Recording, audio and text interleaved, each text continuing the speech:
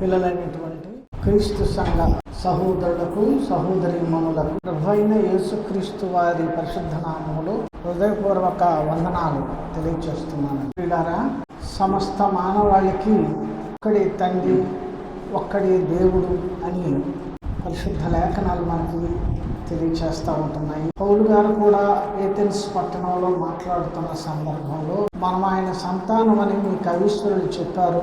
ఈ భూమికి, ఆకాశానికి, సమస్త లోకాలకి ఒక ఆయనే దేవుడుగా, సమస్త సృష్టిని సృజించిన వాడుగా మనకున్నాడు అనే విషయాలు పౌలు గారు ఏథెన్స్లో ఉన్న వారికి బోధిస్తారు. పరిశుద్ధ గ్రంథమైనటువంటి దేవుని గ్రంథంలో ఏమైతే వ్రాయబడి ఉన్నదో అది 100% సత్యమైనదని మనం గ్రహించుకోవాలి, విశ్వసించాలి. పరిశుద్ధులారా, మనం చాలా జాగ్రత్తగా గమనించి మన హృదయాలలో దేవుని యొక్క ధ్యానాన్ని వదిలిపరుచుకోవాలి. ఎందుకంటే దినాలు బహు చెడ్డవి. దేవుని గురించినటువంటి జ్ఞానమని చెప్పి మోసకరమైనటువంటి బోధలు ఈ లోకంలోనికి ప్రవేశించాయి. దేవుడు ఎంత సత్యాన్ని ప్రజలకు బోధించాలని ఆయన ఏర్పాట్లు చేసుకున్నాడు, దానికి వ్యతిరేకంగా సాతానుడు కూడా పనిచేసి ఆ సత్యం ప్రబలకుండా సత్యాన్ని అడ్డగించడానికి ఆయన కార్యక్రమాలు చేస్తూ ఉన్నాడు. ఒక సామెత అంటారు కదా, సత్యం ఇంకా బట్టలు వేసుకుంటుందట, అబద్ధం వెళ్ళిపోయి గడప దాటి అంతా తిరిగేసి వచ్చేసిందట. అలాగా ఒక సామెత అంటారు. ఇంకెళ్తుంది, బయటకు వెళ్తున్నా అనుకుని బట్టలు వేసుకుంటుంది, ఈ లోపల వెళ్ళి అంతా దీనిగా అసత్యం, అబద్ధం రాయకపోయింది ఈ లోకంలో.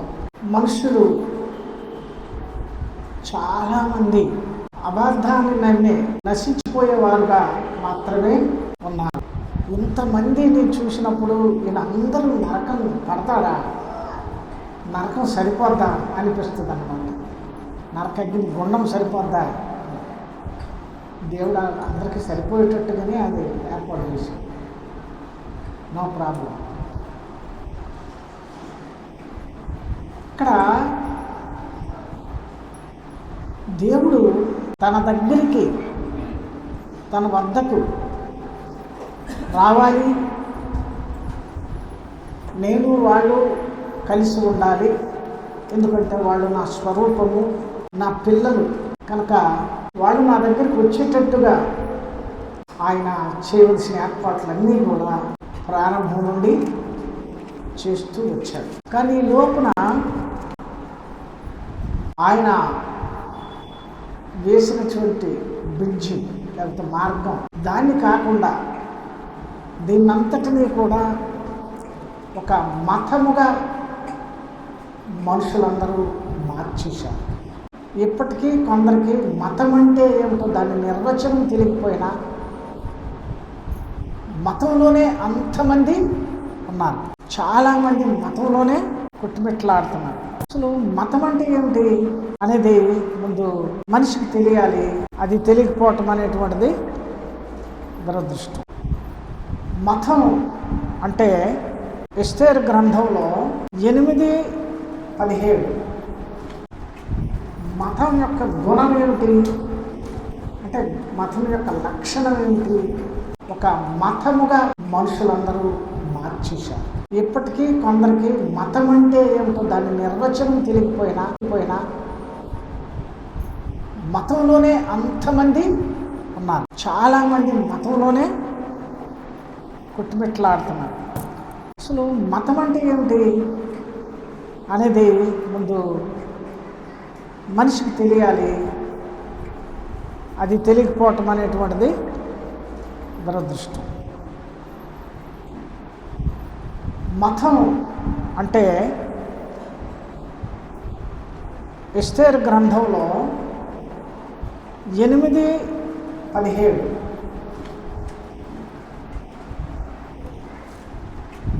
మతం యొక్క గుణం ఏమిటి అంటే, మతం యొక్క లక్షణం ఏమిటి, మతం మనుషులకి ఏం చేస్తుంది అనేది ఈ వాక్యంలో మనం తెలుసుకోవడానికి అవకాశం ఉంది.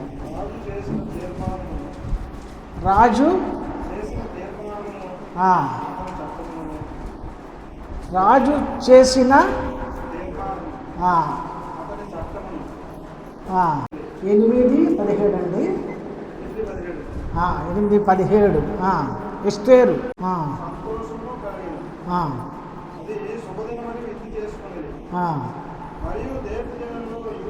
మరియు దేశ జనులలో ఇక్కడ ఏ దేశం ఇది? ప్రపంచ మేలే చక్రవర్తి అహస్వారేషు. అహస్వారేషు 128 సంస్థానాలకి అధిపతి. అంటే ప్రపంచాన్ని ఏలిన చక్రవర్తులలో ఈ అహస్వారేషు సమస్త ప్రపంచం మీద అధికారం కలిగినటువంటి చక్రవర్తి ఈయన ఒక ప్రకటన పంపించాడండి. మరియు దేశ జనులలో యూదుల ఎడల భయము కలిగాను గనుక అనేకులు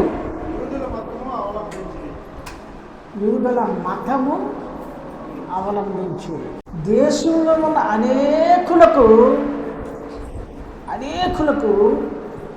ఎవరి ఎడల భయం కలిగిందటండి? యూదుల ఎడల భయం కలిగితే వాళ్ళ విషయంలో కేర్గా ఉండాలి, కానీ యూదుల ఎడల భయం కలిగితే దేవుడు నమ్ముకోవడం, దేవుడిలోకి వెళ్ళిపోవడం ఏంటి? అంటే వాళ్ళు నమ్మిన దేవుడు లోనికి వెళ్ళారు. చూసారా? ఇష్టపూర్వకంగా వెళ్ళారా? భయపడిపోయి వెళ్ళారా? భయపడి వెళ్ళారు. యెహోవా మహిమ, యెహోవా గొప్పతనం, యెహోవా అంటే ఎవరు, యెహోవా ఆత్మ లేకపోతే ఎవరు, మంచి చెడ్డ ఏమీ వాళ్ళకి తెలియదు. కానీ వాళ్ళు ఏం చేశారట?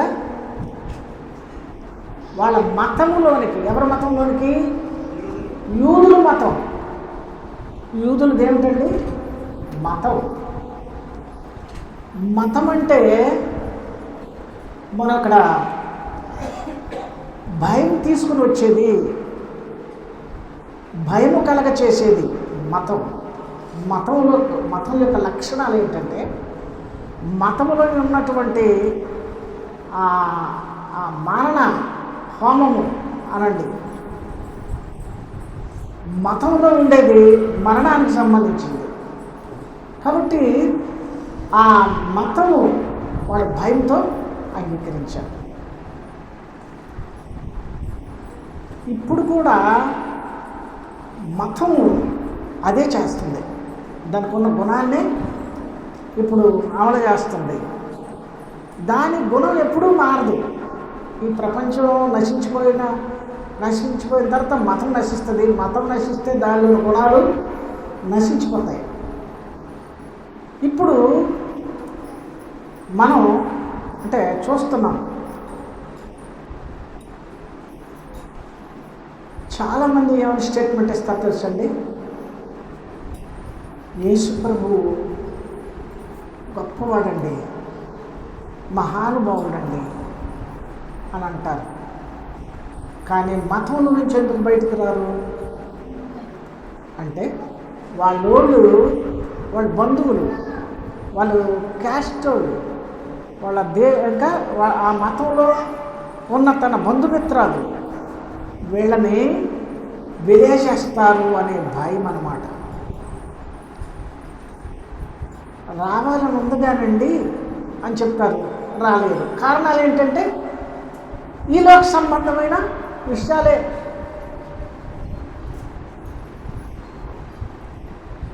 అంటే మతం అనేది ఈ లోకంలో అవలంబించేటువంటి నియమ నిబంధనలతో కూడుకున్నటువంటిది. మార్గము అంటే ఈ లోక సంబంధానికి సంబంధించిన నియమ నిబంధనలు లేనిది. ఈ లోకాన్ని ఆలోచించేది కాదు. మతం, మార్గము అనేటువంటిది.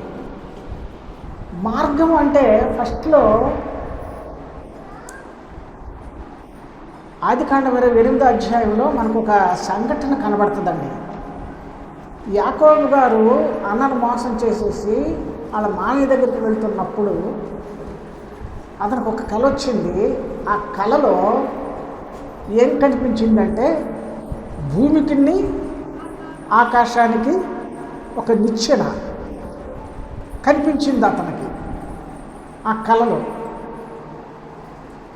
ఆ కలలో ఆ నిచ్చెన గుండా దేవదూతలు ఎక్కుతూ దేవదూతలు దిగుతూ ఉన్నారట.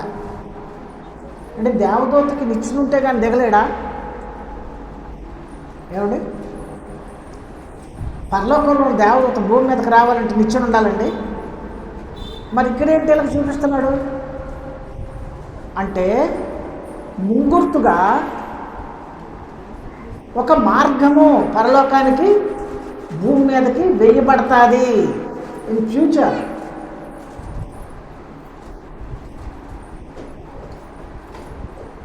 ఒక మార్గం వేయబడతాది అనేటువంటి ఒక సూచన అక్కడ దేవుడు యాకోబుకి కనబడుతుంది.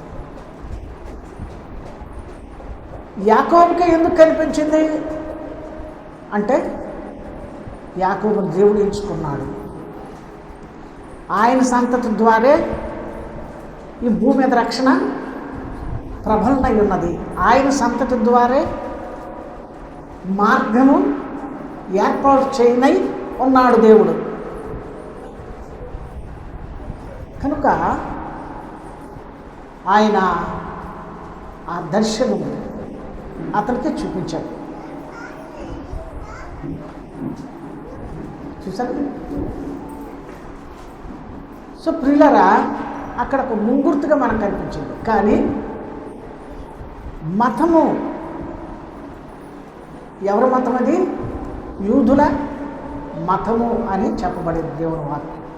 యూదులది మతమే, యూదుల మతం. ఎందుకంటే యూదా మతంలో ఉన్నటువంటి వాడు భయంతో కూడుకున్నటువంటి వాడు, భయంతో కూడుకున్నటువంటి వాడు. ఎలాగంటే భయంతో కూడుకున్నటువంటి వాళ్ళు ఎలా అంటే పాప పరిహారార్థ బలి, లేకపోతే ప్రాయశ్చిత్త బలి, ఇంకా రకరకాల బలులు ఉన్నాయి కదండి. ఈ బలి గురించి, ప్రాయశ్చిత్త బలి గురించో పాప పరిహారార్థ బలి గురించో దేవుడు ఎలా చెప్పాడో అలాగే చేయకపోతే ఏమైపోతుందో, ఏమండి, అలాగే చేయకపోతే ఏమైపోతుందో అనే భయము. అంతే కదా, మనకు నిదర్శనం ఉంది కదా. ఏలి కొడుకులు ఏం చేశారండి? అన్ని అగ్నిను బలిపీఠం మీద ఉన్న అగ్గి వెయ్యాలా, కానీ వాళ్ళు ఎక్కడి నుంచి తీసుకొచ్చారో అన్ని అగ్గి. ఏదైతేనేమి అగ్గి కదా, ఏదైతేనేమి అగ్ని మీద సాంబ్రాన్ని వేస్తే పొగరాదా అనుకున్నారో ఏమో. వాళ్ళు ఏం చేశారు? అన్ని అగ్ని వేస్తే వెంటనే వాళ్ళకి శిక్ష వచ్చారు. కానీ దేవుడు చెప్పంది చేశారు. భయము అంటే ఇప్పుడు దేవుడు చంపేశాడా? దేవుని మాట ప్రకారంగా చేయనందుకు వీరు చచ్చిపోయారా అనేది మనం సర్వసాధారణంగా టక్కమని ఏమనిపిస్తున్నాం, దేవుడు చంపేశాడు అని అంటారు.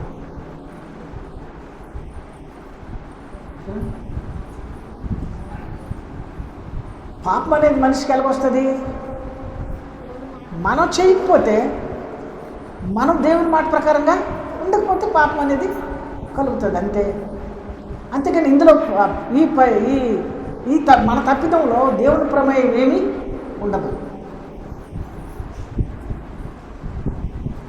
చూసారా? కాబట్టి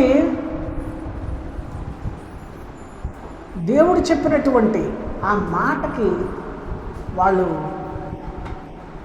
ఆ నిబంధనలో ఇచ్చినటువంటి ఆ కార్యక్రమాలు ఉన్నాయి చూసారా, ఆ తంతు ఏదైతే ఉందో దాని ప్రకారంగా చేయకపోతే వాళ్ళు శిక్షింపబడతారనేటువంటి ఒక భయము.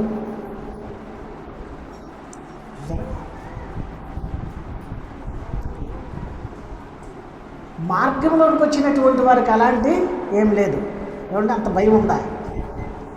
భయపడిపోతున్నారా అందరూ? వాళ్ళు అందరూ భయపడిపోతున్నారా? అందరూ అంటే అందరూ భయపడితే భయపడవచ్చు, దృష్టిలో పెట్టుకుంటే పెట్టుకోవచ్చు. అంటే భయం అంటే భయం కాదు, భయం కాదు. దేవుడు చెప్పాడు, దేవుడి మాట ప్రకారం నాకు నడుచుకోవాలి, అప్పుడు నాకు దేవుళ్ళు వస్తాయి అనేటువంటి ఒక ఆలోచన ఉన్నది. కానీ భయం కాదు అక్కడ, అది భయం కాదు. నేను దేవుడు చెప్పినట్టుగా చేస్తే దేవుడు నన్ను కనికరిస్తాడు, నేను దేవుడు చెప్పినట్టుగా నడుచుకుంటే నాకు ప్రయోజనము కలుగుతుంది అనేటువంటి విషయాలే మార్గంలో ఉన్నాయి. కానీ భయం లేదు. ఒకవేళ భయం ఉంటే, భయంగా ఉన్నదనుకోండి, పాటలు అయిపోయిన తర్వాత కొంతమంది వస్తారా, పాటలు అయిపోయిన తర్వాత ఏదో దేవుడు ఏం చేసి వస్తాడు అక్కడ మళ్ళీ ఇంటికి రావేటో అనుకుంటారా ఏంటి? వాళ్ళకి అనుకోరు కాబట్టి మిల్లికే వస్తారు. ఇంటి దగ్గర వాళ్ళకి అనుకుంటారా? వాళ్ళకి అనుకుంటారు ఉదయం వేగంగా వచ్చేది. ఒకవేళ అంటే ఇదేంటంటే ఇది ఒక మార్గము, దీనిలో నడుచుకోవలసినటువంటి విధానాలు మనకు దేవుడు చెప్పాడు. నడుచుకోవాల్సిన బాధ్యత నీది. నువ్వు నడుచుకోలేదనుకో పోగొట్టుకుంటావు. ఏం పోగొట్టుకుంటావు? దేవుడి దగ్గర నుంచి పొందవలసిన బహుమానం పోగొట్టుకుంటావు. అంతే, ఆయన ఉంచాడు. ఇప్పుడు ఒక పందెం పెట్టారండి గవర్నమెంట్ వాడు. పందెం పెట్టి ఇదిగో ఈ పందెము, ఈ పరుగు పందెము, ఈ పరుగు పందెంలో గెలుచుకుంటే ఇదిగో ఈ బహుమానం అని పెట్టాడండి. ఏమండి? ఎస్ఎస్ఆర్ ప్యాటర్న్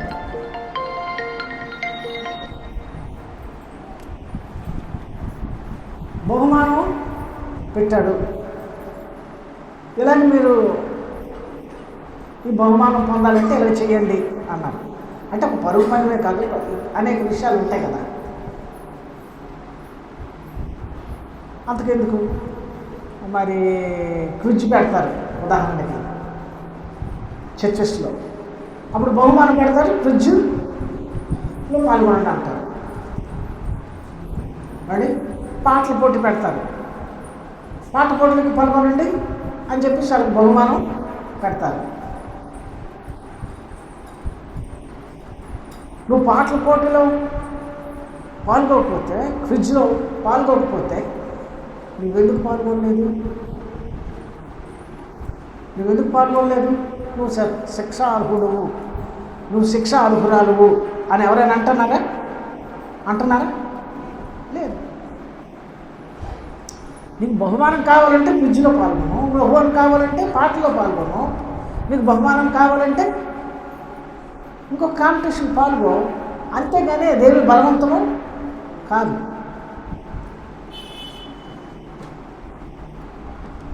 క్రీస్తులోనికి మనం ఎందుకు వచ్చామంటే ఒక బహుమానాన్ని ఆశించి వచ్చాం. మన మైండ్లో ఒక బహుమానం ఉంది. మార్గంలో వెళ్ళేటువంటి వారికి ఒక బహుమానం ఉంది. ఆ బహుమానము పొందుతామనేటువంటి ఆశతో ఇవన్నీ మనం చేయాలి. చేయకపోతే దేవుడు యాక్షన్ తీసుకుంటాడా? ఏలీ కొడుకుల్లాగా యాక్షన్ తీసుకుంటాడా? ఎక్కడ తీసుకోడు. అక్కడ ఇవ్వవలసింది ఇప్పుడు అంతే. అప్పుడు ఎలాగ బతకాలా? ఏమండి? అక్కడ ఎలాగ ఉండాలా? ధనవంతుడుగా ఉంటావా, భేదోడుగా ఉంటావా? ఇదేంటంటే పరలోకంలో భేదోడు ధనవంతుడు ఉంటాడు అనకండి. ఎవరి క్రియలు చొప్పున జీతం నా దగ్గర ఉందంటే అర్థం ఏంటి? ఒకటి తక్కువ ఒకటికి ఎక్కువ ఇస్తాడనిగా. మరి ఇక్కడ ఎక్కువ తక్కువ లేరా?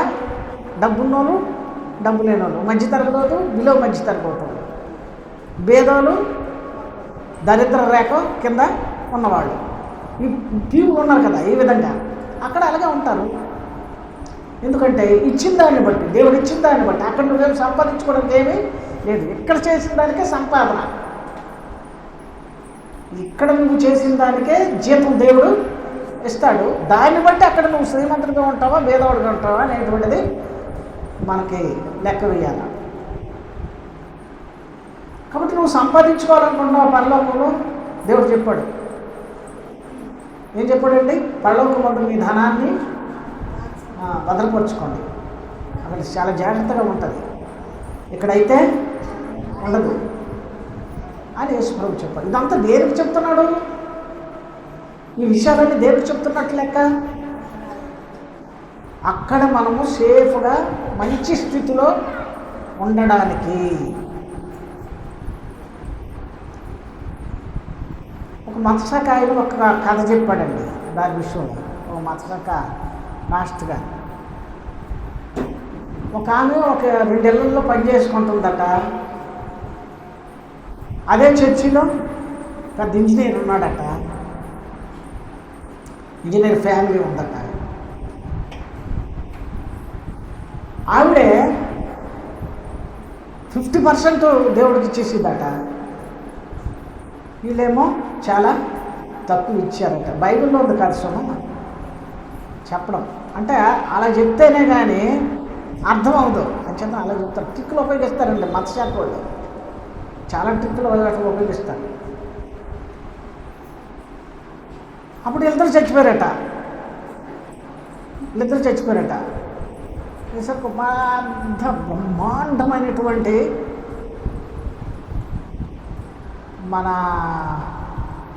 మనకి చెప్పుకోవాలంటే లాలే కనపడుతుండ్రు. ఎవరు? జియో వాండర్. అతను కట్టినంత గొప్ప బిల్డింగు ముఖేష్ అంబానీ, జియో ఏదో అంబానీ, అతను మేడ అలాంటిది ఒక మేడ కనపడుతుందట. ఏమండి మరి అప్పుడు మేము ఉండవున్నాం కదా, అలాంటి కమ్మలీలు ఒకటి కనపడుతుందట.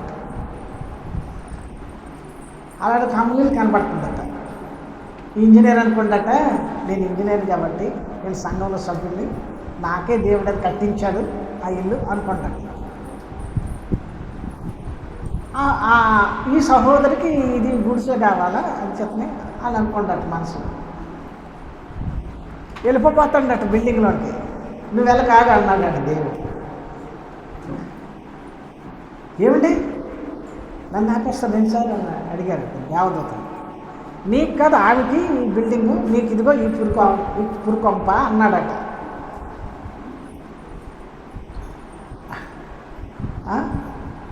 అక్కడ అలా జరుగుతుంది అని అన్నాడట. అక్కడి నుంచి ఇంజనీరింగ్ గారు, అమ్మ నువ్వు ఎంత ఇస్తావు అన్నాడట. నేను 50% ఇస్తాను, సగం నా ఉంచుకుంటాను, సగం ఇచ్చేస్తాను. అప్పటి నుంచి ఇతను కూడా స్టార్ట్ చేసాడట అని చెప్పాడట. అప్పుడు వాళ్ళకి అర్థమవుతుంది కదండి, చదువుకోని వాళ్ళకి కూడా అర్థమవుతుంది ఇది. ఆ మరుసటి వారం సందా ఎక్కువ వచ్చేసింది బాగా. ఇదంతా సందా రాబట్టడానికి.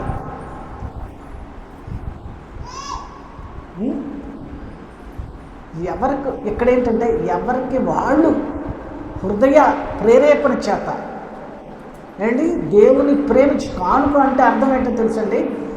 దేవుడు ఎక్కువ ఎవరు ప్రేమిస్తారో వాళ్ళు ఎక్కువ ఇస్తారండి. ప్రేమించిన వాళ్ళు దేవునికి ఇవ్వరండి. దేవుని ప్రేమించిన వాళ్ళు ఎక్కువ ఇస్తారు అంతే. అది మీ ఇష్టం. అక్కడ కాదు, అక్కడ దశంభాగం అన్నాడు. దశంభాగానికి ఎక్కువ ఇస్తావో లేకపోతే తక్కువ ఇస్తావో అది నీ ఇష్టం. కానీ లెక్క ప్రకారంగా అయితే మోషే కంటే గనుడు స్థాపించిన మార్గం ఇది. ఇందులో ఉన్నావు, నీకు అంత అదృష్టం కలిగింది కాబట్టి మోషే నియమించిన కానుకల కంటే యేసుక్రీస్తు నియమించిన కానుకలే మనం ఇవ్వాలి. కానుకల గురించి నా ప్రసంగం కాదు చెప్తాను. అంటే ఈ విధంగా ఉంటుందండి, ఈ విధమైనటువంటి పరిస్థితి ఉంటుంది. అంటే మతంలో ఉన్నోడికి అతను దేవుని ఎడల తనకున్న మనస్సును బట్టి అతడు ఆ మార్గంలో ప్రయాణించాలి. అనేది. మతమైతే ఏంటి? భయాలతో కూడింది. భయం. యేసుప్రభు మతంలోకి వెళ్తే వాళ్ళు కలుసుకున్నావు నువ్వు, మేము మరి పిలవం, మాట్లాడం, మేము ఏ కార్యక్రమానికి పిలవం అంటే ఇవి భయపడిపోతారు. అలాగే జరుగుతుందేమో, ఎవరికో ఒకరు జరిగింది అనుకోండి, పక్కన వాళ్ళు ఏం చేస్తారంటే మతంలో యేసుక్రీస్తు దగ్గరికి మార్గంలోకి వస్తారా? రారు. వాళ్ళ మతం తను భయపెట్టింది కాబట్టి ఆ మతాన్ని వదలలేదు. మతం మారణ హోమాన్ని కూడా సృష్టిస్తుంది. ఈవేళ హమాస్ ఏంటి, ఇంకా లేకండి పిల్లలు పెద్దలకు ఇచ్చిందమ్మా.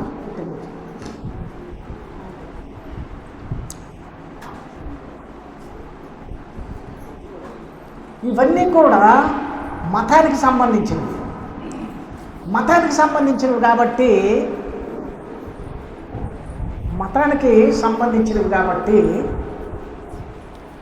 ఖచ్చితంగా ఇది చెయ్యాలి. నీ ఇష్టాలతో పని లేదు. మన మత గ్రంథంలో ఏదుందో అదే చేయాలి అనేది ఇక్కడ చెప్పబడతా. వాళ్ళ మత గ్రంథాల్లో చెప్తా ఉన్నారు, అలాగే చేయాలి. స్త్రీ ఇంటిలో ఉన్నప్పుడే డ్రెస్సు వేసుకోవాలి, బయటికి వెళ్తే మొత్తం అంతా మూసేయాలి, మొత్తం అంతా బ్లాక్ డ్రెస్, అలా వేసుకోకపోతే లాభం లేదు అని ఇరాక్ టెర్రరిస్ట్ గ్రూప్స్ ఉన్నాయి కదండి, వీళ్ళు మతానికి పోరాడుతున్నారు. మతం అసలు చెప్పాలంటే మెహమెడన్ మతము యుద్ధాలతో వచ్చింది, భయంతో వచ్చింది. అది మహమ్మద్ ప్రవక్త కొంతమందిని పోగొట్టుకొని సైన్యంగా ఏర్పడి యుద్ధాలు చేసి అతని హాయంలోనే ప్రపంచం మొత్తం మీద ముస్లిమ్స్ని చేశాడు ఆయన. 768 ఎంత ఉంటుంది? 768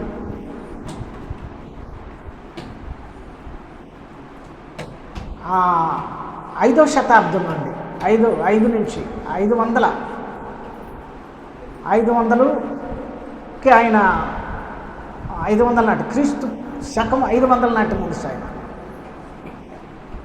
500 నుంచి 768 వరకు యుద్ధాలు చేసి ఈ ముస్లిమ్స్ని ఏర్పాటు చేశాడు, ముస్లిమ్స్కే తీసుకొచ్చాడు. అంతేగాని చెప్పి వాళ్ళ ఇష్టానుసారంగా రాలేదు. నువ్వు మారుతావా లేదా, ఈ విగ్రహాలను విడిచిపెడతావు లేదా, ఇంకో మతంలో ఉంటే ఈ మతంలోకి వస్తావా రావా చెప్పు అని ఇది చేసింది. కాబట్టి 776 అనుకుంటా. ఎస్ ఏంటి ఒక 76 కాదండి, 786 అంటే వాళ్ళ జెండా మీద ఉంటుందండి. అంటే అంతవరకు యుద్ధాలు జరిగితే అక్కడి నుంచి శాంతి సంవత్సరాలుగా అతను ప్రకటన చేశాడు. శాంతి సంవత్సరాలు అంటే అర్థం ఏంటి? అతనికి అయిపోయింది. అప్పుడు చాలామంది మతంలో కలిసిపోయాడు, ముసలోడు అయిపోయాడు, ఇంకేం యుద్ధం చేస్తాడు? శాంతి సంవత్సరాలు. శరీరంలో రక్తం ఉన్నన్నాళ్ళు శాంతి కనబడలే, ఎప్పుడైతే దిగిపోయింది అంతన్నా అప్పుడు శాంతి కనబడింది. ముసలోళ్ళు అప్పుడు శాంతి అంత, లేకపోతే రక్త బిగువ అండి. యేసుక్రీస్తు 33 సంవత్సరాలు రక్త బిగువుతో ఉన్నాడు. ఆయన హింసించిన వాళ్ళని, ఆయన హేళన చేసిన వాళ్ళని, ఆయన పిడిగుద్దుల వాళ్ళని, ఆయనకి చీకటి ముట్టికాయలు వేసి అవమానపరిచినటువంటి వాళ్ళని ఆయన చెయ్యెత్తి ఏమైనా కొట్టాడా? అతనిలోని కదా ఉంది అసలైన గొప్ప రక్తం. అంత వయసులో ఉన్నాడు ఎవడైనా ఊరుకుంటాడా 4 దెబ్బలు కొడితే? అది శాంతి మార్గం. శాంతి మార్గం. యోహాను సువార్త 14వ అధ్యాయం చెప్తాడు, నా శాంతిని మీకు అనుగ్రహించి వెళుచున్నాను, లోకం ఇచ్చినట్టు మీకు నేను ఇవ్వటం లేదు అని చెప్పాడు ఆయన. అది శాంతి మార్గం, ఆయనది శాంతి మార్గం.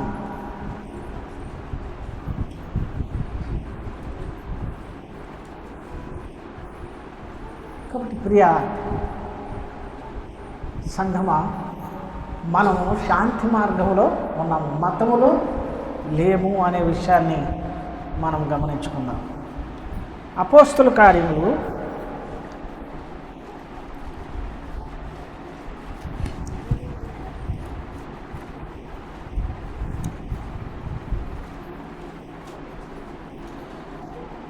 25:19 ఒక సభ జరుగుతూ ఉంది. అంటే సభలోకి పౌలు గారిని తీసుకొచ్చారు. అసలేంటి యూదులకి పౌలుకి వివాదం ఏంటి? వీళ్ళిద్దరికీ ఏంటి అసలు? ఆస్తి తగాదాలా లేకపోతే ఇంకేంటి అని విచారణకు వచ్చింది. అంటే అక్కడ చూసినటువంటి వాళ్ళు కొంతమంది శాస్త్రులకి, పరిచయులకి, వీళ్ళకి వాళ్ళు ఏం చెప్తుండ్రు అంటే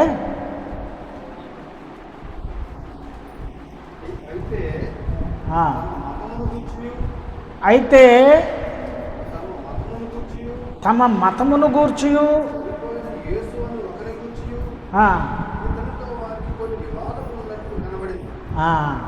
ఇక్కడ కూడా వీళ్ళు యేసుక్రీస్తు గురించి మాట్లాడినప్పుడు యేసుక్రీస్తుని గూర్చి అన్నారు, కానీ ఇక్కడ యూదుల గురించి ఏం చెప్తున్నాడు? అయితే తమ మతమును గురించి వీళ్ళు శాస్త్రులు, పరిచయులు, వాళ్ళు దేని గురించి? చనిపోయిన ఒక యేసుక్రీస్తు గురించి వాళ్ళు ఆ సభలో చెప్పిన సమాచారం, వచ్చిన టాక్ అది.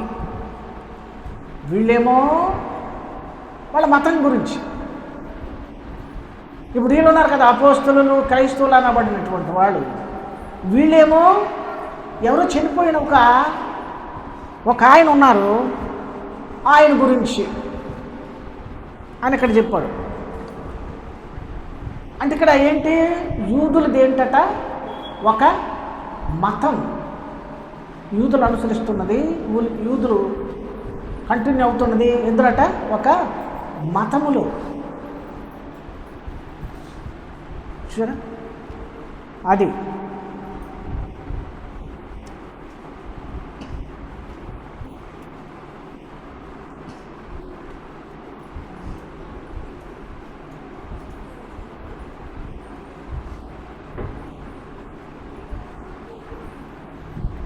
ఆ సభలో 26-25 అపోస్తుల కార్యములు. అది వరకు పౌలు గారు ఆ మతంలోనే ఉండేవాడు, మతస్థుడై ఉండేవాడు. పౌలు గారు ఎక్కడ ఉండేవారండి? అది వరకు యేసుక్రీస్తులోకి రాక మునుపు ఎక్కడ ఉండేవారు? మతంలో ఉండేవాడు. ఆ మతంలో ఉంటూ స్తెఫనును రాళ్లతో కొట్టేస్తుంటే అది మతాచారము, అది మతం విధించిన శిక్ష. ఆ యూదుడై ఉండి ఈ మతాన్ని కాకుండా చనిపోయిన ఇంకొకటి గురించి ప్రస్తావన చేస్తాడు కాబట్టి ఈ మతం ఇతనికి ఏం శిక్ష విధించాలంటే రాళ్లతో కొట్టి చంపాలి. మతం విధించిన శిక్ష అది, చంపాలి అనే నియమం ప్రకారంగా యూదులందరూ కలిసి స్తెఫనుని ఏం చేశారు? రాళ్ళతో కొట్టారు. పౌలు గారు ఏం చేశారు? సమ్మతించెను అని వ్రాయబడి ఉంటుందండి. ఏమండి? 7వ అపోస్తల కార్యం 7వ అధ్యాయంలో సమ్మతించాడట. సమ్మతించాడంటే అర్థం ఏంటి? అతడు అప్పుడు యూదుల మతంలో ఉన్నాడు కాబట్టి అతడు సమ్మతించాడు.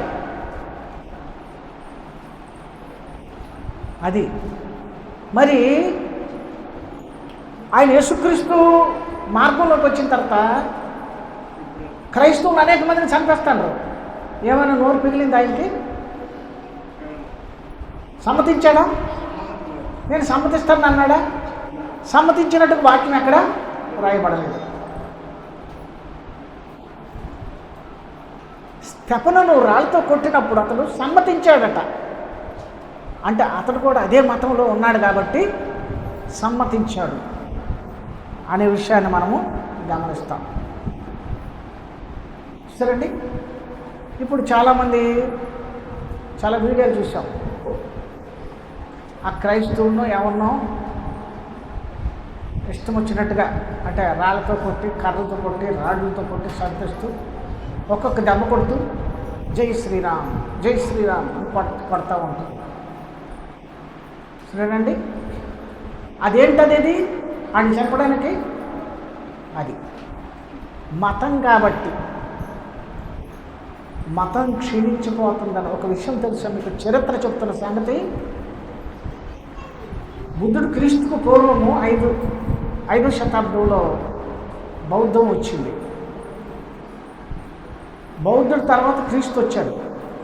బౌద్ధం తర్వాత, బుద్ధుడి తర్వాత హిందుత్వం అప్పుడు పొంది బౌద్ధం బాగా వ్యాపించేస్తుంది. ఈ సూత్రాలు శాంతి సూత్రాలు, సంఘం శరణం గచ్చామి, ధర్మం శరణం గచ్చామి అనేటువంటి సూక్తులు ప్రజల్లోకి వెళ్ళిపోతున్నాయి.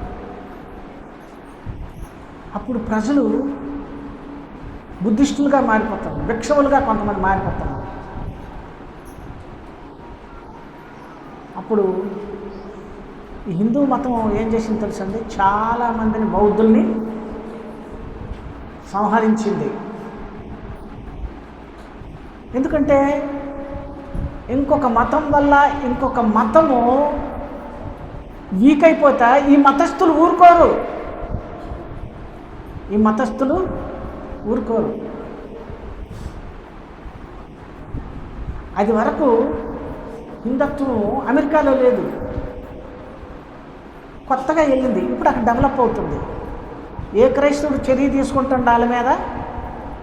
మీరు ఉండడానికి వీలు లేదని కానీ, మిమ్మల్ని ఇది చేయాలని కానీ, ఎక్కడైనా అమెరికా వాడు ఎవడైనా అలాంటి కార్యక్రమాలు చేస్తున్నాడా?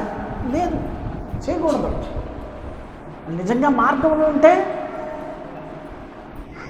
ఆ మతం మీద వాడు పగబట్టకూడదు. సరేండి, కానీ ఇక్కడ మాత్రం మతస్థులు మార్గంలో ఉన్నటువంటి వాళ్ళను కూడా మతస్థులే అని మాలాంటి మతస్థులే అనుకుంటున్నారు, అక్కడ పొరబడుతున్నారు అన్నమాట. కాబట్టి మతం అభివృద్ధి అయిపోతుంది. ఈ మతాన్ని ఎలా తీసుకొచ్చేది? స్పిరిచువల్ మార్గం ఇది, కానీ దాన్ని ఎలాగ మలుస్తున్నారు? అదొక రాజకీయంగా మలిచేసుకొని, ఇదిగో మనం ఎలాగే ఊరుకుంటే అప్పుడు బ్రిటిష్ వాళ్ళు ఎలాగైతే మన రాజ్యాన్ని ఆక్రమించుకున్నారో, ఇప్పుడు క్రైస్తవులు, అమెరికా వాళ్ళు, బ్రిటన్ వాళ్ళు మళ్ళా వచ్చేస్తారు, మనం ఇప్పుడే జాగ్రత్త పడాలా అని గొప్ప చర్చలు వాళ్ళు చేసుకుంటున్నారు. అంచేతను క్రైస్తవ్యాన్ని మట్టి పెట్టడానికి, క్రైస్తవ్యాన్ని ఆపడానికి ప్రయత్నాలు చేస్తూనే ఉన్నారు, చట్టాలు తీసుకొస్తున్నారు. కానీ మార్గాన్ని ఎవరు ఆపలేరనే సంగతి వాళ్ళకి తెలియదు. రామ సామ్రాజ్యం కంటే గొప్ప సామ్రాజ్యం, బలమైన సామ్రాజ్యం, మూర్ఖత్వపు సామ్రాజ్యం, అప్రజాస్వామికమైనటువంటి సామ్రాజ్యం ఏకచక్రాధిపత్యం అంటారు. ఏకచక్రాధిపత్యం అంటే అర్థం ఏంటి? చట్టాలు గిట్టాలు ఉన్నాయి అంతే, ఆవిడ ఏది చెప్తుందే. రామా ప్రభుత్వంలో గవర్నర్ ఏం చెప్తుందే, మళ్ళీ కోర్టులు వాదించడానికి అది న్యాయం ఇది న్యాయం కాదు అని చెప్పడానికి ఎవరికి లేదు. అలాంటప్పుడే ఈ క్రైస్తవ్యాన్ని ఆపడం ఎవరికి చేత కాలేదు. ఈవేళ అస్సలు కుదరదు. వాళ్ళను దాటిపోయి వ్యాపించింది. ఆ మార్గంలోనికి వెళ్ళి మార్గంలోనికి రావడానికి చాలా సుముఖముగా అర్థం చేసుకున్నారు. ఇదంతా ఈ మార్గం గురించినటువంటి సమాచారం ఏంటంటే భయంతో కాదు, మత సంబంధమైనటువంటి ఆలోచనలతో ఇందులోకి రాలేదు. దేవుడి దగ్గరికి నేను ఆత్మనైన నేను ఈ లోకాన్ని విడిచిపెట్టిన తర్వాత, ఈ శరీరాన్ని విడిచిపెట్టిన తర్వాత దేవుడి దగ్గరికి వెళ్ళాలి. దేవుడి దగ్గరికి వెళ్ళడానికి ఏది కరెక్టు? ఇది వెయ్యబడిన మార్గము అనే విషయాన్ని తెలుసుకుని ఇందులోనికి చాలామంది వెళ్తూ ఉన్నారు. వెళ్ళినోడు మళ్ళా బయటికి ఇంత చక్కగా ఆలోచన చేసి దీన్ని అర్థం చేసుకుని వెళ్ళినటువంటి వాడు ఏం చేస్తాడో తెలుసండి, వాళ్ళ ప్రాణాన్ని కూడా ఇచ్చేస్తాడు. ఆ ప్రాణం తీసుకుని ఏమైపోతుంది? నీ పుణ్యాన్ని వ్యాధికి వెళ్ళిపోతాను నేను దేవుడి దగ్గర అనే భావంలోకి వెళ్ళిపోతారు. ఎందుకంటే సరిగ్గా అర్థమైపోయింది, ఇది మతం కాదు, మార్గము. నేను ఎంత వేగం చచ్చిపోతే అంత వేగం దేవుడి దగ్గరికి వెళ్ళిపోతాను. అంతే కదండి, అంతే కదా. ఎంత వేగం మనం వెళ్ళిపోతే అంత వేగం ఎక్కడికి వెళ్ళిపోతాం? దేవుడి దగ్గరికి వెళ్ళిపోతాం. ఏముంది తప్పు? ఏం నష్టం ఏంటది? ఇవాళ మనకు వచ్చిన నష్టం ఏంటి? మనకు వచ్చిన నష్టం ఏంటండి? ఇప్పుడు నాకు అర్థం అవ్వదు. ఏమీ నష్టం లేదు. ఇంకా దీనికంటే లాభం. అంచేతనే పౌలు గారికి చావు అయితే లాభం లేదు, ఇక్కడ అతనికి ఏం లాభం లేదు. చచ్చిపోతే లాభం అంట, అక్కడ దొరుకుతుంది, నాకు జీవకిరీటం ఉంటుంది. కాబట్టి క్రైస్తవుడు అనేటువంటి వాడు ఎవరు చావుకి భయపడకూడదు, భయపడడు. నిజమైన క్రైస్తవుడు ఎవరు కూడా చావుకి భయపడదు. ఎందుకంటే అతనికి తెలుసు, నేను ఈ మార్గంలో దేవుడి దగ్గరికి చేరుకుంటాను కనుక నాకేమి భయము లేదు అనుకుంటాడు. అంత గొప్ప దేవుడు ఏర్పాటు చేసిన మార్గం ఇది. అక్కడేమంటున్నాడండి, ఒకసారి చూద్దాం. ఇప్పుడేం చెప్పాను? అపోస్తుల కార్యములు. ఇతడు అపోస్తులుడు పౌలు గారు ఆ యోధా మతంలో ఉండేటప్పుడు ఆయన ఎంత ఇంట్రెస్ట్ ఫెలో, ఎంత గొప్ప స్థితిలో ఉండేవాడు చెప్తున్నాడండి. 26:5 అంటాడు, వారు మొదటి నుండి నన్ను ఎరిగిన వారు. పౌలు గారి గురించి చాలామంది యూదులకి తెలుసు. వారు మొదటి నుండి నన్ను ఎరిగిన వారు. నా చరిత్ర అంతా వాళ్ళకి తెలుసు. ఇక్కడ ఉన్న సభలో ఉన్నారు చాలామంది, వాళ్ళందరికీ తెలుసు నా చరిత్ర ఏమిటో. సాక్ష్యం ఇచ్చుటకు వారికి ఇష్టమైతే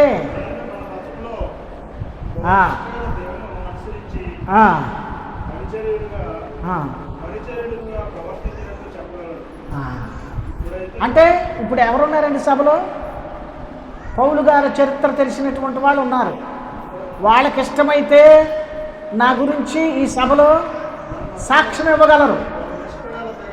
నేను ఎలాగుండేవాడిని, అంత నిష్ఠాగరిష్ఠుడునో వాళ్ళందరికీ తెలుసు. ఎవరైనా సాక్ష్యం ఇవ్వాలంటే సాక్ష్యము ఇవ్వచ్చు. అంటే ఎవరైనా సాక్ష్యం ఇచ్చాడా? ఎందుకు ఇవ్వలేదు? ఏంటి భయము? వాళ్ళు మతంలో ఉన్నారు కాబట్టి. పౌలు గారితో వాళ్ళు కలిసిమెలిసి ఆ మతంలో తిరిగాడారు. కానీ పౌలు గారు మార్గంలోకి వచ్చేసారు. వాళ్ళు మతంలోనే ఉన్నారు కాబట్టి వాళ్ళు మార్గంలోకి వచ్చినటువంటి ఈయన గురించి చెప్పగలరా? సాక్ష్యం ఇవ్వగలరా? ఏమండి, ఎన్నాళ్ళు అతడు మాతోటి ఉన్నాడు, మేము ఎవరు పనికిరామండి ఆయనతో, అంత నిష్ఠాగరిష్ఠుడు. అలాంటి వాడు ఈ పౌలు గారు. మరి ఏముందని అందులోకి వెళ్ళిపోయాడు, కానీ ఆయనకి ఏం అర్థమైందో కానీ అందులోకి వెళ్ళిపోయాడండి. వాళ్ళు ఎవ్వరు కూడా చెప్పలేదు. ఇది భయం. చాలామంది ఇప్పుడు కూడా రహస్య క్రైస్తవులు మూలకి వెళ్ళిపోయి ఫ్యామిలీకి ఎవరికి తెలియకుండా ప్రార్థన చేసుకుంటారు.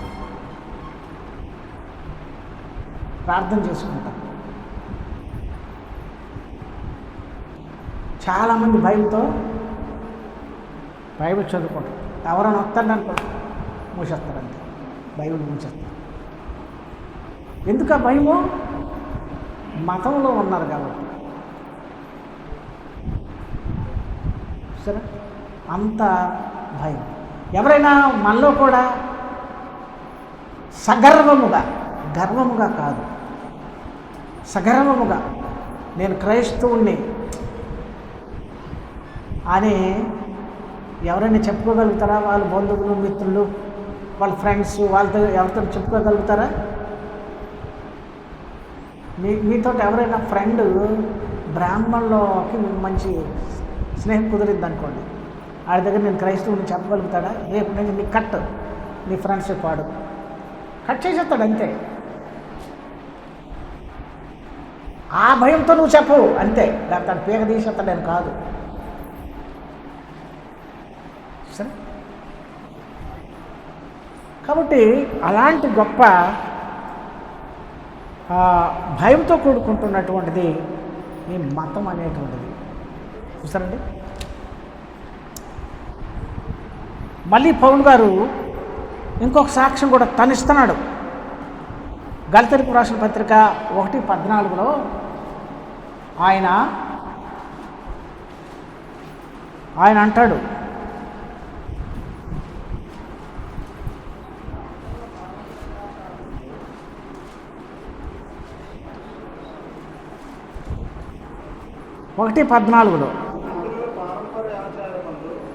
విశేష ఆసక్తి వాళ్ళని నా స్వజాతీయులలో నా సమాన వయస్కులైన అనేకుల కంటే యూదుల మతంలో ఆధిక్యత నొందినని నా నడవడికి గురించి మీరు వింటిరి. అయినను తల్లి గర్భమనందు పడినది మొదలుకొని నన్ను ప్రత్యేకపరిచి నా స్వచేత నన్ను పిలిచిన దేవుడు నేను అన్యజనులలో తన కుమారుని ప్రకటింపవాలని ఆయనను నాయందు బయలుపరప అనుగ్రహించినప్పుడు మనిషి మాత్రులతో నేను సంప్రదింపలేదు. నాకంటే ముందుగా అపోస్తలుడైన వారి ఎందుకు యెరూషలేముకైనను వెళ్ళను లేదు. కానీ వెంటనే అరేబియా దేశంలోనికి వెళ్ళింది, పిమ్మట దమస్కు పట్టణమునకు తిరిగి వచ్చింది. చాలా అటుపైన 3 సంవత్సరాలు అయిన తర్వాత మరుద్దండి, నా పితృల పారంపర్యాచారమందు విశేషాశక్తి గలవాడనై నా స్వజీతీయులలో నా సమాన వయస్కులైన అనేకుల కంటే యూదుల మతములో ఆధిక్యత నొందితినని నా నడవడిని గూర్చి మీరు వింటిరి. అంత బలమైనటువంటి పర్సన్ అండి యూదుల మతంలో, అంత గొప్పవాడు అతను ఒక సందర్భంలో అంటాడు, ఏమంటున్నాడో చూద్దాం. అపోస్తుల కార్యములు 22వ అధ్యాయం.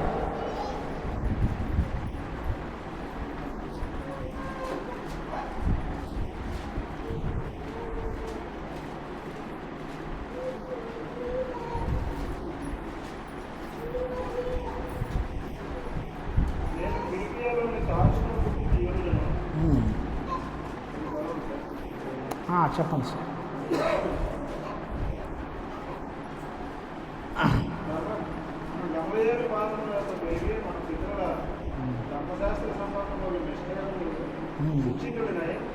మీరందరూ నేడు ఉన్న ప్రకారము దేవుని గురించి ఆసక్తులై ఈ మార్గంలో అక్కడ చూడండి ఏంటి, ఈ మార్గంలో ఏ మార్గంలో ఉన్నా స్త్రీలను పురుషులను హింసించే కాదు. పౌలు గారు స్టేట్మెంట్ ఇస్తున్నారు అక్కడ ఉన్న జనాలు, ఆ సభలో ఉన్నటువంటి వాళ్ళని చూసి ఏమని స్టేట్మెంట్ ఇస్తున్నారు?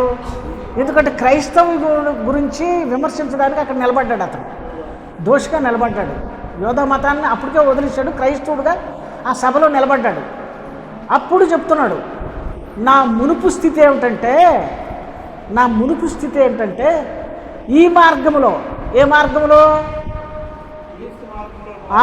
అది స్త్రీలను పురుషులను బంధించి చెరసాలలో వేయించుచు. ఏ మార్గంలో ఉన్నవారిని అంటే పౌలు గారు దీన్ని ఏమని సంబోధిస్తున్నారండి? మార్గమని సంబోధిస్తున్నారు. ఆయన ఇదివరకు ఉన్న దాని విషయంలో ఏమని సంబోధించారు? మతం అన్నారు. ఇప్పుడు ప్రస్తుతం ఆయన అంటే ఆ టైంకి అతను ఉన్నటువంటి దానిని ఆ సభలో ఏమని వర్ణిస్తున్నారు, ఏమని అభివర్ణిస్తున్నారంటే మార్గము. ఈ మార్గంలో ఉన్న స్త్రీలను పురుషులను బంధించాడు. అంటే ఏంటి? యేసుక్రీస్తులో ఉన్నవారు ఎక్కడున్నట్టు? మతంలో ఉన్నట్ట, మార్గంలో ఉన్నట్ట? మార్గంలో ఉన్నట్టని బైబిల్ మనకి స్పష్టంగా చెప్తుంది. మతం కాదు, మనం మార్గంలో ఉన్నటువంటి వారు.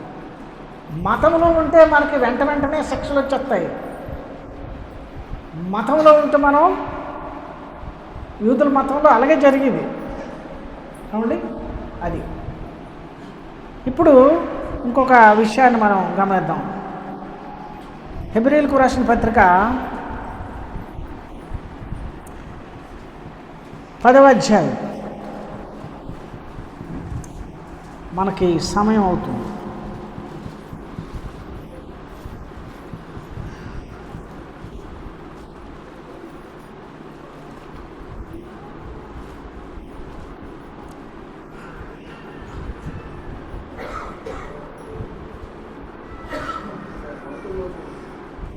ఏంటి 10, 19, 20 వచ్చినాయి. సహోదరులారా, యేసు మన కొరకు క్రైస్తవులతో మాట్లాడుతున్నాడు. యేసు మన కొరకు ప్రతిష్ఠించిన మార్గమున. ఎవరు ప్రతిష్ఠించారండి? ఇది యేసుక్రీస్తు వారు ప్రతిష్ఠించిన మార్గమున అనగా పాత కాదు, పాత మతం. ఇప్పుడు యేసుక్రీస్తు ప్రతిష్ఠించింది పాతది మతం. ఇప్పుడు ప్రతిష్ఠించింది యేసుక్రీస్తు ప్రతిష్ఠించింది మార్గము అనగా నూతనమైనది. అందులో జీవం ఉంది. మార్గం ఏముందండి? జీవము గలదియు.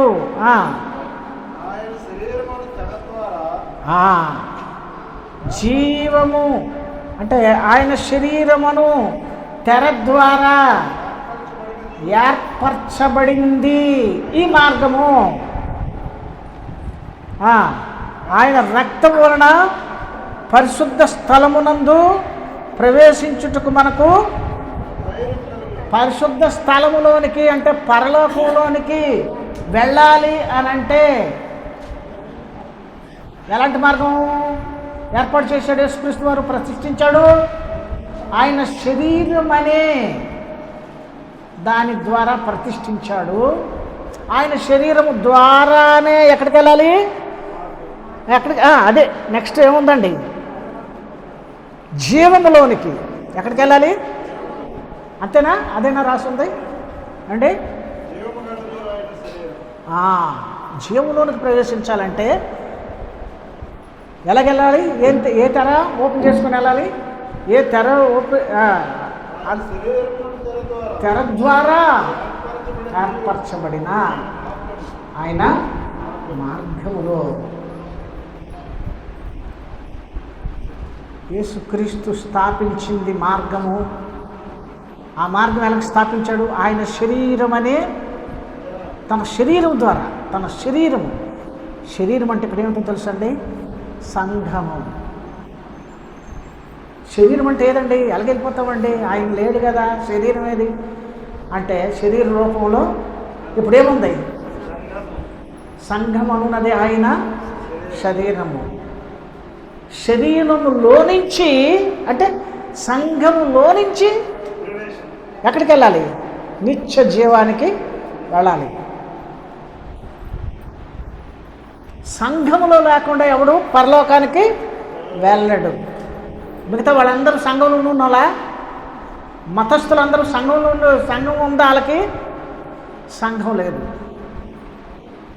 శరీరము అనగానే ఇక్కడ సంఘమును తెర అని కూడా మనము గమనించాలి. సంఘము అనే తెర ద్వారా తప్ప కరెక్టా కదా? ఏమండి? అంటే ఎక్కడి నుంచి వెళ్ళాలి? సంఘము అనే తెర ద్వారా వెళ్ళాలి. ఎంత ప్రాముఖ్యమైనదని సంఘం. ఎవరికి సంఘము? మార్గం గుండా వెళ్ళడానికి ఒక సంఘం. అంత కారడవిలో సంఘము ప్రయాణం చేసింది ఎక్కడికి? పాలు తేనెలు ప్రవహించే వాగ్దత్త భూమికి. ఇప్పుడు మనకు వాగ్దానం చేశాడు దేవుడు, కొత్త ఆకాశము కొత్త భూమి. ఇప్పుడు మనం వెళ్ళగలాలి అక్కడికి సంఘము ద్వారా. సంఘంలో లేకపోతే మార్గం లేదు. సంఘంలో లేనివాడు మతస్థుడు, సంఘంలో ఉన్నవాడు మార్గంలో ఉన్నవాడు. మార్గంలో ఉన్నవాడే పరలోకానికి వెళ్తాడు, మతంలో ఉన్నవాడు పరలోకానికి వెళ్ళడు. మతం మానవ మేధస్సు నుంచి కలిగింది, మార్గము యేసుక్రీస్తు అనే శరీరము ద్వారా వచ్చింది.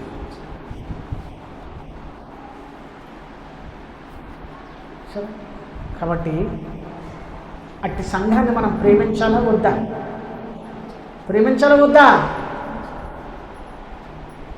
ఏమ్మా గట్టిగంటే నాకు వినబడితే మాకు పట్టుకుంటున్నా ఏంటంటే అన్నారా గట్టిగా? సంఘాన్ని ప్రేమించాలా వద్దా? ప్రేమించాలి. ఎలా ప్రేమిస్తావు? ప్రేమించడం అంటే ఐ లవ్ యూ చర్చ్ అంటుంటావా అని అయిపోద్దా అండి? సంఘాన్ని ప్రేమించడం అంటే అర్థం ఏంటి? దేవుడు సంఘం ద్వారా మనకి ఏమేమి ఆజ్ఞాపించి ఉన్నాడో వాటిని మనము గైకుంటూ ముందుకు వెళ్ళాలి. సంఘం కంటే మన బంధువులు ఎక్కువగా చూడకూడదు, సంఘం కంటే మన స్నేహితులను ఎక్కువగా చూడకూడదు, సంఘం కంటే ఈవెన్ మన తల్లిదండ్రులు కూడా ఎక్కువగా చూడడానికి వీళ్ళు లేదని ఖచ్చితంగా నేను చెప్పగలను. ఆ తర్వాత అది మీ ఇష్టం, మీ బలము బలహీనతల మీద ఆధారపడి ఉంటుంది. అంచేతన నేను చెప్పే విషయం ఏమిటంటే, సంఘమైన మనం సంఘం అంటే ఎవరమ్మా? మనమే కదా. సంఘాన్ని ప్రేమించడం అంటే మనల్ని మనం ప్రేమించుకుంటున్నాం. ఏంటండి ప్రేమించుకుంటుంటే గిఫ్ట్లు ఇచ్చుకోవాలి కదండి అనుకుంటున్నాం. ఇదంతా హృదయంలో ఉన్న పరిస్థితి ఏమండి? సంఘం అంటే మనందరం ఒకరినొకరిని ప్రేమించుకోవడం, ద్వేషించుకోకూడదు. సంఘంలో ఉన్నోడు ద్వేషించాడు అనుకోండి, దేవుడికి అసహ్యమైనది దీనికంటే వేరే ఉండదు. అలాంటి వాళ్ళు భోజనం చేయొద్దని అంటాడు దేవుడు. ప్రభురాత్రి భోజనము చేయొద్దు అంటాడు. అంటే దాన్ని బట్టి అర్థం చేసుకోండి. అన్నిటికీ తెలివితేటలు ఉంటాయి కానీ వీటికి తెలివితేటలు ఉండవా? ఏంటి వాక్యం దగ్గరికి వచ్చేటప్పుడు మీ తెలివితేటలు ఏమైపోతున్నాయి? అంచేతన నేను చెప్పే సంగతి ఏమిటంటే ప్రియులరా, ఒక విషయాన్ని మనం గమనించాలి. ఇక్కడ మనందరము దేవుణ్ణి ఆరాధించుకోవాలి. అవునా వద్దా? ఆరాధించుకోవాలా వద్దా? ఆరాధించుకోవాలి. ప్రశాంతంగా ఆరాధించుకోవాలా, ఇబ్బంది లేకుండా ఆరాధించుకోవాలా అండి, సంతోషంతో ఆరాధించుకోవాలా. అంచేతన మనం బిల్డింగ్ కట్టించుకుంటున్నాం. అది ఎవరి అవసరం? అది ఎవరి అవసరము? నాదా? రామకృష్ణ గారిదా? శేఖర్ గారిదా? కోరమారావు గారి అవసరమా? ఎవరి అవసరం అది? సంఘ అవసరం. అర్థం అవ్వలేదరా? సంఘ అవసరం. సంఘ అవసరానికి బేరాలు అవుతుంది. బేరాలు అయితే బాగుంటుందా?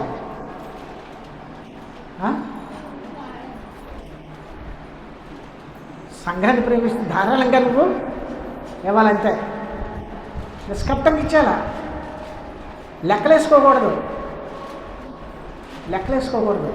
నష్టమా లాభమా, అవునా కాదా అని కాదు.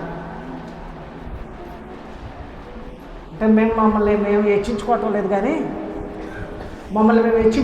కానీ ఇప్పటి వరకు ఆ పునాదులు వేసాం కదా.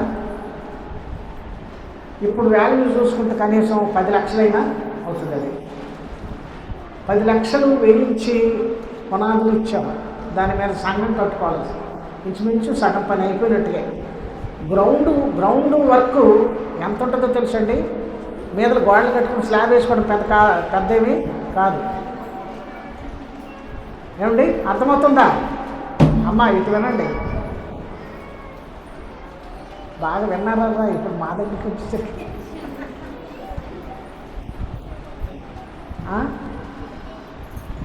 కాదు. కానీ మేమేమనుకున్నాం తెలుసా? మా శ్యాము, మా జ్ఞానం, మనం కూడా రక్షించుకోలేదు. అది ఉన్నాయి, అది ఇచ్చాం కదా, చాలు ఏంటి మనం ఎందుకు ఇవ్వాలి అనుకుంటే ఎవరైనా బలవంతం చేయగలరు? మాట్లాడలేదు కదా.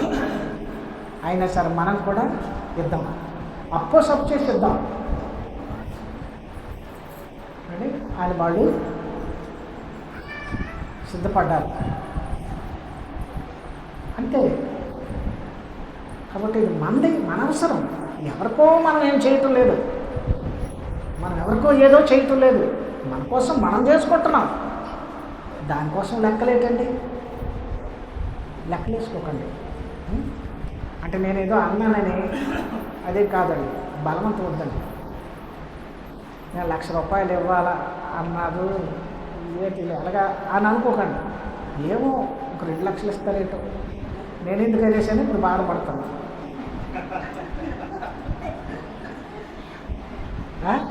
మీరు ఇవ్వండి, మీ ఇష్టం.